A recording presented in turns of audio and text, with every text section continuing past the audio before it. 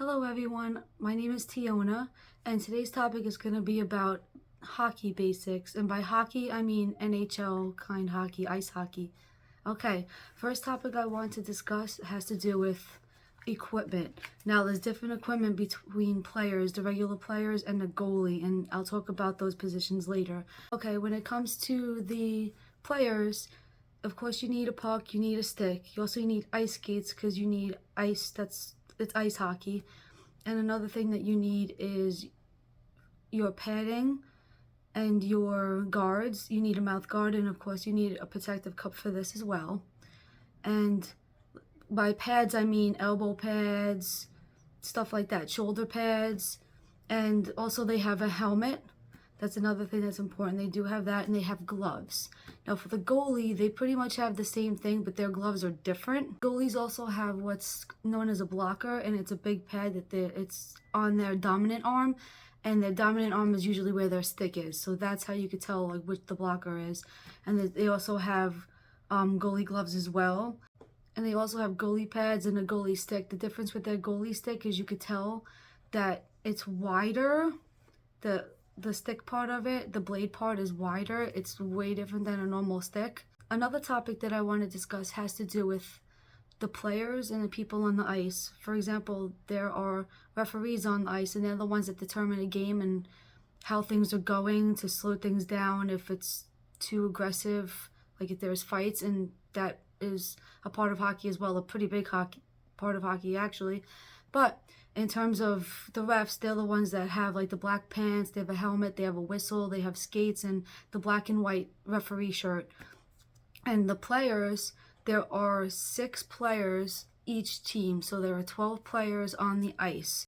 That is normal play when there's no penalties, and that will be explained shortly as well. Now, the players are usually 5 like regular players. You'll have someone like forwards, centers, wingmen, left and right wing. The centers and left and right wingmen, those are usually considered forwards. And there's also defensemen. And each one plays a vital role, and sometimes they play multiple roles where they have to do each other's job. It depends if there's injuries or not. Now, the goalie would make the 6th man. The only time that it's different, like there's not 5-on-5 play, like 5v5, is the next topic that I'm going to discuss, and it has to do with penalties. There are many types of penalties that could be assessed in the game. There's minors, majors, match, and misconduct penalties. Now, minors are the typical one that you see in hockey. They're 2 minutes. And some, for example, like a very common one would be a tripping call. And when that occurs, usually one player uses his or her stick, even their legs, whatever object, to stop them from playing, and it's usually the lower body, like their legs, and they end up tripping, hence tripping. And so they get a 2-minute minor for that, and they stay in the penalty box, and that they have to stay in there until the full penalty is done, or until the opposing team, who is what's called a power play.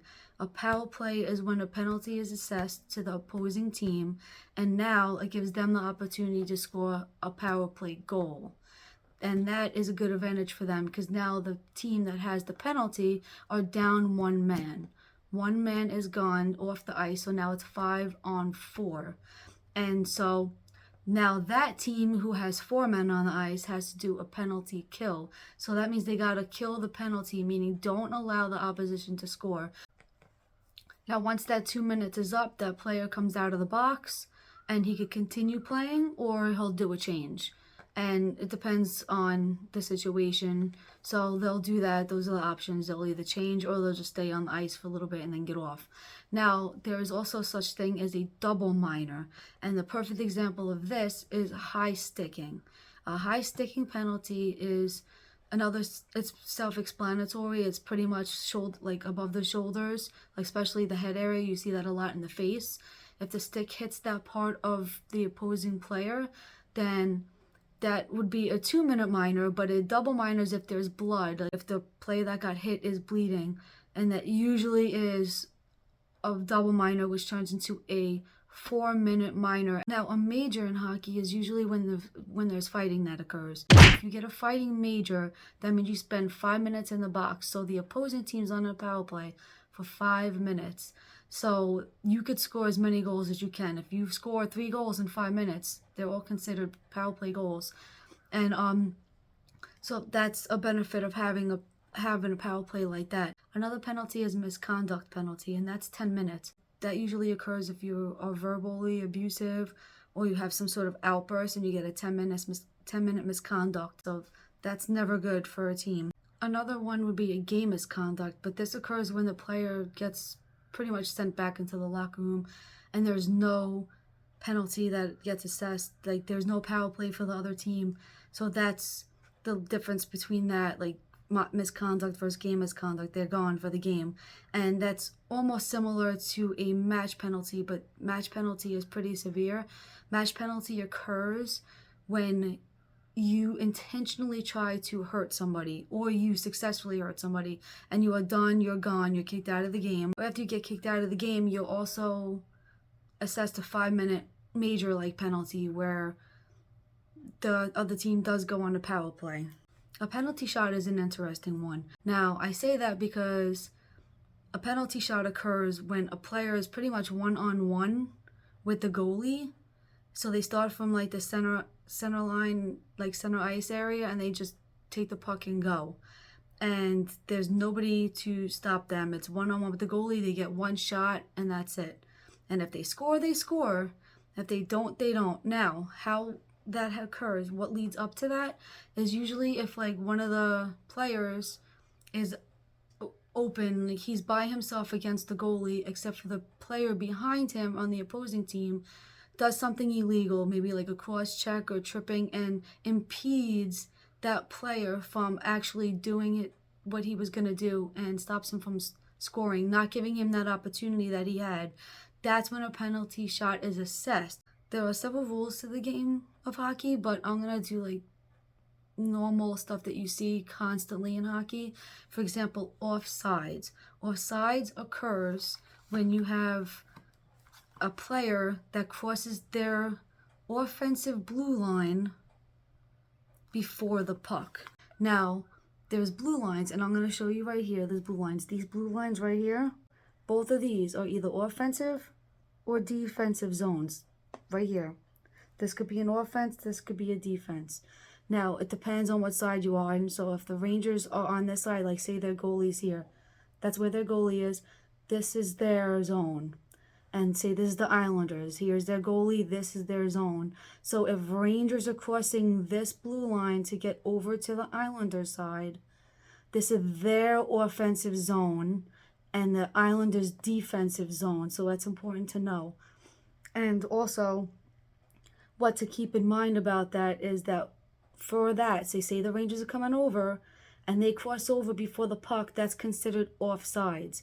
So that's what that means. It means they cross that line before the puck. And so face-off goes outside the zone. That's where every game starts. They start their face-off here, and it's 1 versus 1. The referee drops the puck, and then that's when the game starts.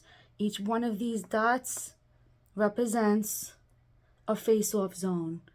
And it depends on what happens, where the whistle blows, where the puck is. When that whistle blows, the last one to touch it, and all that. There's so many things that go into that, of where the face-off goes. So this is a basic video, so I'm not going to go into further details with that. Just know these right here, these dots are anywhere a face-off could be held throughout the game. This is where the goalie is. That's the net. This is their crease. This is their area. This is also called the trapezoid.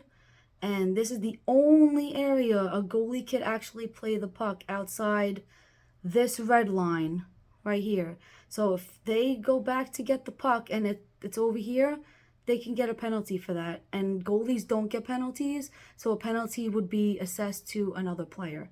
So goalies could go over here if they want to get the puck. Happens all the time. But if they go behind this line, the only area they could go in is right here. That's the only area they could go in. Another thing that's important to know, and this happens all the time, is icing. Icing occurs when the player that has the puck shoots it and it crosses two red lines. This is what I mean. Okay, as you see, red line, this is the center line. This is another line where the goalie is. If Rangers are coming in to enter the Islander zone and they are over in this area or past it this way, where they're not past the center line and they decide to shoot it in and it crosses this line and that line, that is icing. Now, gameplay, and this is pretty much what hockey's about, gameplay. In every single game, there are 3 periods. Each period is 20 minutes. Now, at the end of that game, at the end of, it's called regulation, which is the 60 minutes total, if there is no score or the score is tied, then they go into what's called as overtime. When the regular season, after that 60 minutes is up, they play 3 versus 3, so 3v3, for 5 minutes. And pretty shortly after the regulation time of 60 minutes ends. And it is sudden death, so whoever scores first within that 5-minute span wins. Now, if nobody scores in that 5-minute range, then there's something called a shootout. And literally, if you've ever seen a penalty shot, or you understand after I explain what a penalty shot is, where it's 1v1 against the goalie with nobody around you, that's literally what a shootout is. A shootout is they pick players, 3 players from each team go, they alternate, and it goes back and forth, like one team will start, then the other team. And if it's tied at the end of that, then it's almost like another sudden death. Then it starts off doing rounds where you have one player go and then another player go. And if no one scores, they do another round. And if no one scores, they keep going. Now, if somebody scores and the other team scores in that same round, then it continues again. It's going until someone takes the lead and that other player doesn't score. Like, say for example, 3 players up, 3 players down, nobody scores, and then the Rangers are up, and the first round of the shootout, nobody wins. Nobody scores, I mean. And then Islanders, nobody scores. Then the second round kicks in, and then Rangers score. That means that in order for Islanders to have a chance, Islanders would have to tie it up. If Islanders do not score, Rangers win. And that's like the sudden death aspect I was saying after the first 3 go. Okay, that's the end of the video. If you like it, please let me know with the comments, like, and also subscribe. I do have another video that I'm going to do, and it's going to be why baseball is amazing. And I'm going to just explain what I like about it. So it's going to be my opinion. It's going to be pretty much opinion based. It's not going to be any facts, no stats, just straight up all about what I believe about baseball, why I love the sport so much. So if you want to know my opinion on that, please stay tuned to my next one. You can do that by subscribing. So please let me know what you think for this video. And again, thank you so much.